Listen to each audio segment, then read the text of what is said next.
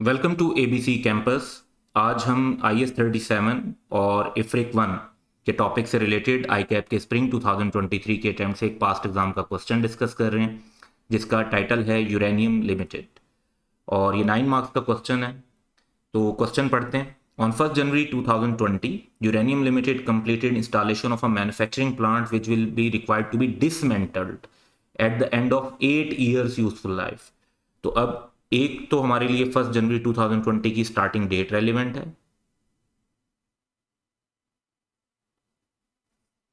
दूसरा हमारे पास 8 ईयर्स की यूजफुल लाइफ रेलिवेंट है। UL paid 3000 million for the plant, ये तो प्लांट की वैल्यू आ गई। On 1st January 2020, it was estimated that the cost of dismantling would amount to rupees 500 million। अब ये स्टार्ट में अमाउंट 500 मिलियन की एस्टिमेट की गई है और applicable discount rate at the time of initial estimate of dismantling cost was 10% per annum. तो estimate of dismantling cost, अब ये स्टार्टिंग पॉइंट है, उसके बाद वक्त के साथ क्या क्या होगा। Estimate of dismantling cost and applicable discount rate were reviewed as at 31st December 2021। तो नेक्स्ट टास्क है 31st दिसंबर 2021 पे, जब एस्टिमेट 500 से रिवाइज होकर 475 मिलियन हो गया और रेट 15% हो गया। तो 2 साल के बाद यानी 2020 कंप्लीट होगा, 2021 कंप्लीट होगा, वहां पर एस्टिमेट का चेंज आया और फिर fair value of plant including dismantling, यानी इसमें हमें डिसमेंटलिंग शामिल करने की जरूरत नहीं है, वो फिर नेक्स्ट ईयर के एंड पे असेस हुई 1900 मिलियन पे। तो ये 2022 के एंड पर चेंज आया। अब UL has policy to subsequently measure plant using the revaluation model और प्रोवाइड करते हैं वो depreciation on straight line basis. अब रिवैल्यूएशन मॉडल में जो IFRIC 1 है उसकी रिक्वायरमेंट ये है कि जब प्रोविजंस में चेंजेस आते हैं तो वो प्रॉफिट और लॉस और OCI में डील किए जाते हैं, बिल्कुल वैसे जैसे आप IS-16 में रिवैल्यूएशन की गेन और लॉस को ट्रीट कर रहे होते हैं। तो एसेट की वैल्यू पर डायरेक्ट उसका फर्क नहीं पड़ता प्रोविजन का, बल्कि उसका फर्क जो पड़ता है वो OCI और प्रॉफिट और लॉस में पड़ता है, रिवैल्यूएशन गेन और लॉस के तौर पर।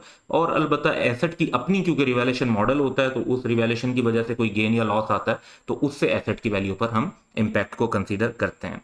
अब ये रिक्वायरमेंट जो है वो रेलिवेंट एक्सट्रैक्ट्स बनाने की है 31 दिसंबर 2022।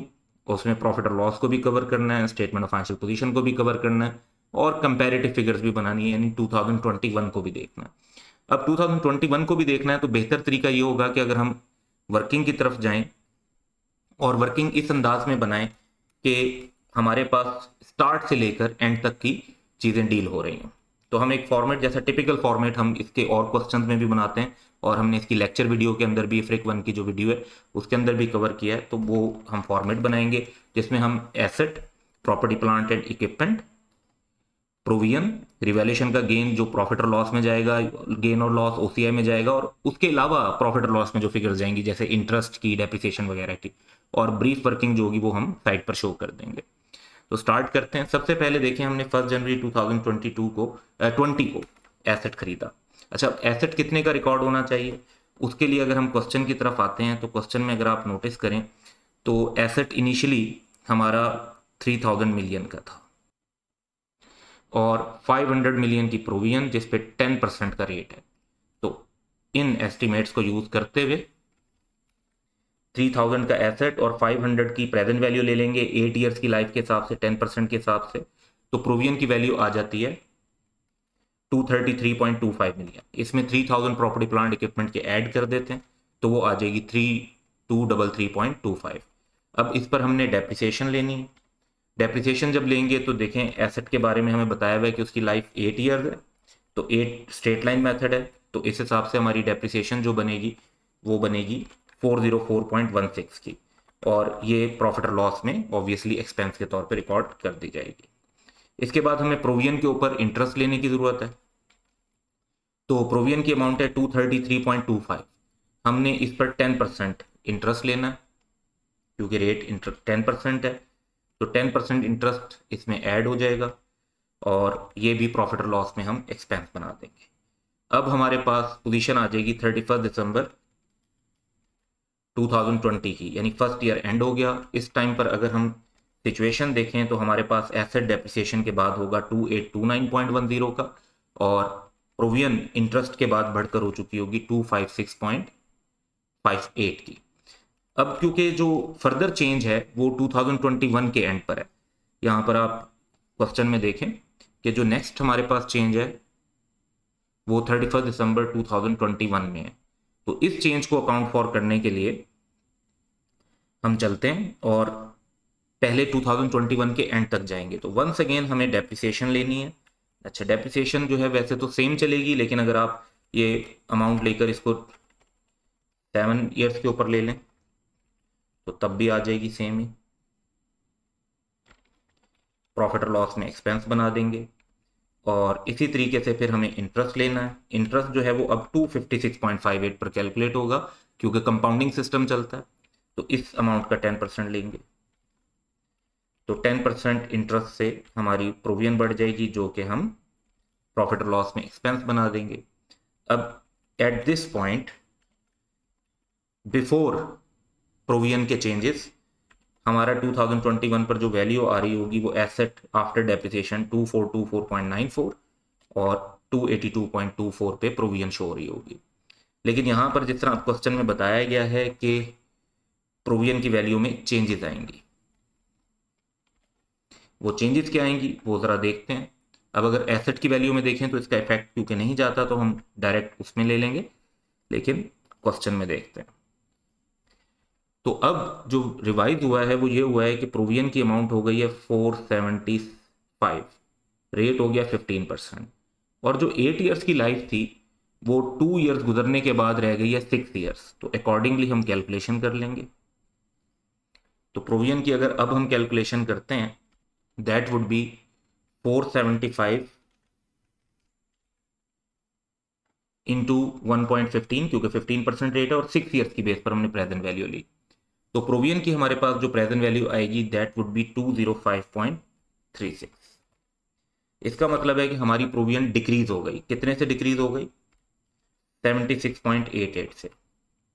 अब प्रोविजन का जो डिक्रीज है वो, प्रोविजन का जब डिक्रीज होगा तो प्रोविजन को करेंगे डेबिट, क्योंकि लाइबिलिटी है कम हो रही है, डेबिट होगी। क्रेडिट क्या करेंगे? क्रेडिट करेंगे अदर कंप्रीहेंसिव इनकम को, जैसे रिवैल्यूएशन के गेन को करते हैं। 76.88। अब इसका एसेट के ऊपर कोई फर्क नहीं पड़ेगा, तो डायरेक्ट एसेट की फिगर आ जाएगी। और अब हमें ध्यान में रखना है कि अदर कंप्रीहेंसिव इनकम में हमारा जो बैलेंस है, क्योंकि इतना ही बैलेंस ओसीआई से रिवैल्यूएशन सरप्लस में जाएगा, तो रिवैल्यूएशन सरप्लस में हमारा बैलेंस मेंटेन और होगा 76.88 का। अब इस बैलेंस के बाद जो क्वेश्चन को अगर हम देखें तो अगला जो चेंज है वो 2022 में है, जो कि सिंपली ये है कि रिवैल्यूएशन होगी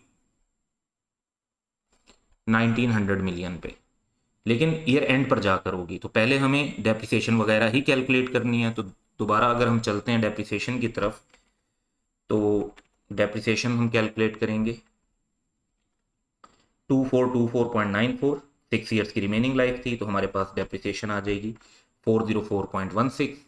अब अगर हम डेप्रिसिएशन चार्ज कर रहे हैं और ऑलरेडी हमारे पास रिवैल्यूएशन सरप्लस के अंदर बैलेंस है, तो इसमें जो I-16 जब हम देखते हैं तो उसमें रिक्वायरमेंट है कि आपने एसेट से रिलेटेड, क्योंकि ये प्रोविजन से भी रिलेट कर रहा है और एसेट से भी रिलेट कर रहा है, रिवैल्यूएशन मॉडल है, तो रिवैल्यूएशन का जो सरप्लस है इसको ट्रांसफर कर सकते हैं रिटेन अर्निंग में। तो वैसे तो ये डेप्रिसिएशन हमारी रिकॉर्ड हो जाएगी प्रॉफिट और लॉस में, बट अब अगर हम ट्रांसफर करते हैं रिटेन अर्निंग में, तो वो रिटेन अर्निंग में ट्रांसफर कैसे होगा? रिटेन अर्निंग में ट्रांसफर ऐसे होगा कि हमारा ये जो शॉर्टकट यूज कर लेते हैं 76.88 है, इसको ओवर 6 ईयर्स अगर हम ट्रांसफर करते हैं तो ये अमाउंट हमारे पास बन जाती है कि ओसीआई से रिटर्निंग में ट्रांसफर होनी चाहिए 12.81 की अमाउंट। अच्छा, अब आप जब आई कैप का सजेस्टेड आंसर देखेंगे तो उसमें ये ट्रांसफर नहीं किया हुआ, इस वजह से अमाउंट्स का दो जगह पे सिंपली फर्क होगा, बाकी जगहों पे सेम होगी, क्योंकि IS-16 में ये रिक्वायरमेंट है कि एंटिटी में ट्रांसफर कर भी सकती है और नहीं भी। तो टिपिकली क्योंकि हम ये एजम्पशन लेकर चलते हैं कि अगर नहीं बताया हुआ तो फिर हमने ट्रांसफर करना है, तो इस वजह से हम तो उसी हिसाब से सोल्यूशन बना रहे हैं। लेकिन जो आई कैप का सजेस्टेड आंसर आया है उसके अंदर उन्होंने ये ट्रांसफर नहीं किया हुआ, इसलिए अमाउंट का फर्क होगा। अब हम इंटरेस्ट ले लेते हैं। इंटरेस्ट अगर प्रोविजन पे लेंगे तो देखें अब रेट चेंज हो गया था 15% पे, तो अब हमें 15% के हिसाब से कैलकुलेशन करनी है। 15% के हिसाब से हमारा इंटरेस्ट ऐड हो जाएगा और इंटरेस्ट को हम प्रॉफिट और लॉस में एक्सपेंस भी बना देंगे। अब इस पॉइंट पर हमारे पास आ जाएगा 31 दिसंबर 2022 की फिगर। तो रिवैल्यूएशन से पहले की जो फिगर है उसमें 2021 236.16 और रिवैल्यूएशन सरप्लस का बैलेंस कम होकर हो जाएगा 64.07। इस टाइम पर क्वेश्चन में ये बताया हुआ है कि हमने रिवैल्यूएशन करनी है। रिवैल्यूएशन करके बताया हुआ है कि एसेट हो जाएगा 1900 का। तो 1900 का जब एसेट हो जाएगा तो ये हमें रिवैल्यूएशन लॉस नजर आ रहा है। रिवैल्यूएशन लॉस होगा एज अ डिफरेंस 121 का।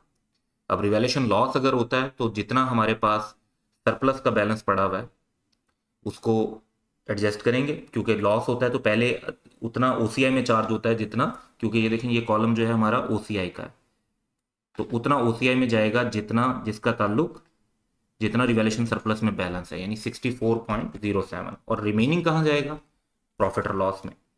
तो इस तरीके से हमारा रिवैल्यूएशन सरप्लस का बैलेंस जो है वो जीरो हो जाएगा।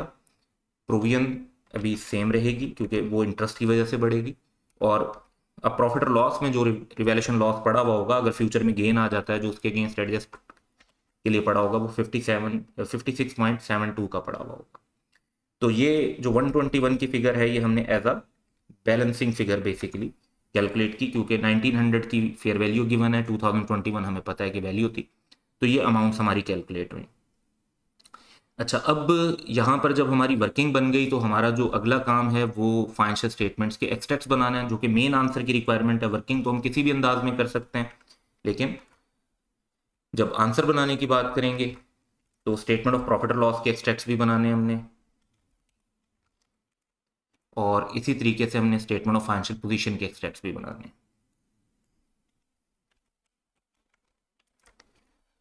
अब प्रॉफिट और लॉस के अंदर हमें सबसे पहले तो डेप्रिसिएशन लेने की ज़रूरत है। तो डेप्रिसिएशन आप देखें वर्किंग के अंदर कि 2021 में जो डेप्रिसिएशन है दैट इज़ 404.16, और इवन 2022 के अंदर भी यहाँ पे हमें 2022 कर देना चाहिए।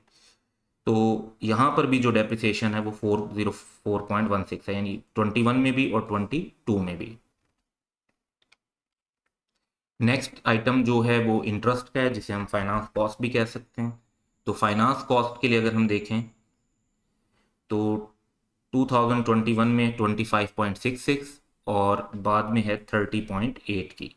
तो इसको प्रॉफिट और लॉस में हम शो कर देते हैं। नेक्स्ट आइटम हमारे पास जो होना चाहिए वो रिवैल्यूएशन लॉस, जितना हमने प्रॉफिट और लॉस में रिकॉर्ड किया उसकी बात करेंगे। तो रिवैल्यूएशन लॉस जो हमने प्रॉफिट और लॉस में रिकॉर्ड किया है वो 56.72 का किया। ये देखें ये प्रॉफिट और लॉस वाला कॉलम है, इसमें 56.72। तो ये 2022 में रिकॉर्ड हुआ है, क्योंकि 2021 में लॉस नहीं था, तब तो गेन आया था। फिर इसमें अदर कम्प्रिहेंसिव इनकम का पोर्शन बनेगा। अदर कम्प्रिहेंसिव इनकम के अंदर रिवैल्यूएशन गेन लॉस या जो भी हमारा प्रोविजन के चेंज की वजह से इफेक्ट आएगा उसको लेंगे। तो आप नोटिस करें कि हमारी डिक्रीज इन प्रोविजन की वजह से हमने ओसीआई में 76.88 ऐड किए थे, और बाद में रिवैल्यूएशन लॉस आने की वजह से 64.07 से कम किया था। तो ये अमाउंट्स हम यहाँ लिख देंगे। 2021 में गेन चेंज इन प्रोविजन की वजह से, और 2022 में रिवैल्यूएशन की वजह से लॉस। नेक्स्ट आइटम हमारे पास जब हम स्टेटमेंट ऑफ फाइनेंशियल पोजीशन की बात करेंगे तो हमें जो है वो नॉन करंट एसेट्स में प्लांट को शो करना है। अब प्लांट की वैल्यू बड़ी क्लियर यहाँ पर गिवन है कि 2494 थी और बाद में 1900।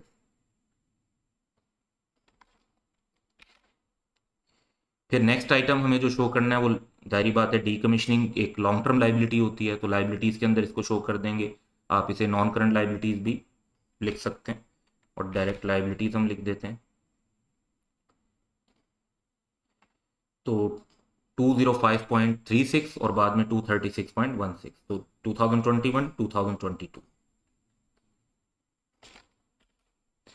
और इक्विटी के अंदर हमें अपना रिवैल्यूएशन सरप्लस शो करना होगा। तो रिवैल्यूएशन सरप्लस देखें, बैलेंस हमारे पास पहले था 76.88 और अगले साल तो कुछ ट्रांसफ़र हो गया, कुछ हमने लॉस के तौर पे चार्ज कर दिया, तो बैलेंस फिर ज़ीरो हो गया। तो लास्ट ईयर था 76.88 और अब हो गया ज़ीरो। अब आई कैप के अगर सजेस्टेड आंसर से आप कंपेयर करेंगे तो दो फिगर्स डिफरेंट होंगी बेसिकली। एक फिगर है दिस 56.72 और दूसरी फिगर है 64.07। क्योंकि और फ़र्क बेसिकली क्या है, ये जो हमने ट्रांसफ़र किया रिटर्निंग में, इसका डिफरेंस है।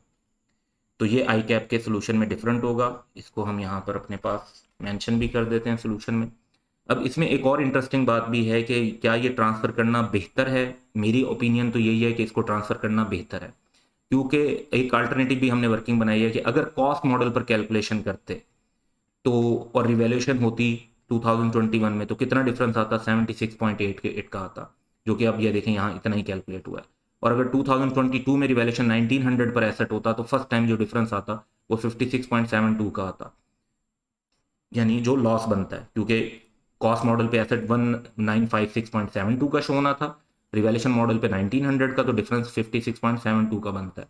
तो ट्रांसफर की वजह से ये वैल्यू भी हमारी बेहतर आती है और कंपेरेबल आती है कि अगर कॉस्ट मॉडल होता और तो रिवैल्यूएशन मॉडल के साथ उसका डिफरेंस 56.72 का होता। तो मेरे ओपिनियन में ये ट्रांसफ़र करना बेहतर है और इसी वजह से मैंने सोल्यूशन के अंदर इसको इनकॉर्पोरेट भी किया है। बट ऑब्वियसली सजेस्टेड आंसर में विदाउट ट्रांसफ़र भी सोल्यूशन मौजूद है, इसका मतलब है कि वो भी एग्जाम में टोटली एक्सेप्टेबल होगा। तो ये आपने सोल्यूशन जहन में रखना है कि आपने सिंपली एक्सट्रैक्ट्स बनाने थे। वर्किंग हमने टिपिकल स्टाइल में इसलिए बनाई, आल्दो के इससे शॉर्टकट भी थोड़ा यूज़ किया जा सकता है, लेकिन इस स्टाइल में समझना इसको आसान है। और आप सारे क्वेश्चंस क्योंकि इसी स्टाइल में पढ़ रहे होते हैं, स्टडी टेक्स्ट में भी और हमारी वीडियोस में भी, तो कंसिस्टेंट हमने वे रखा है। और ये एक हमारा सोल्यूशन मौजूद है कि अगर कॉस्ट मॉडल यूज़ करते तो वर्किंग कैसे होती, और कॉस्ट मॉडल के साथ फिर डिफरेंसेस को प्रूव किया हुआ है कि हमारी जो फिगर्स हैं 76.88 की और 56.72 की, वो ज़्यादा लॉजिकल हैं, 76.88 और 56.72 वाली। So that's all for today, have a good day.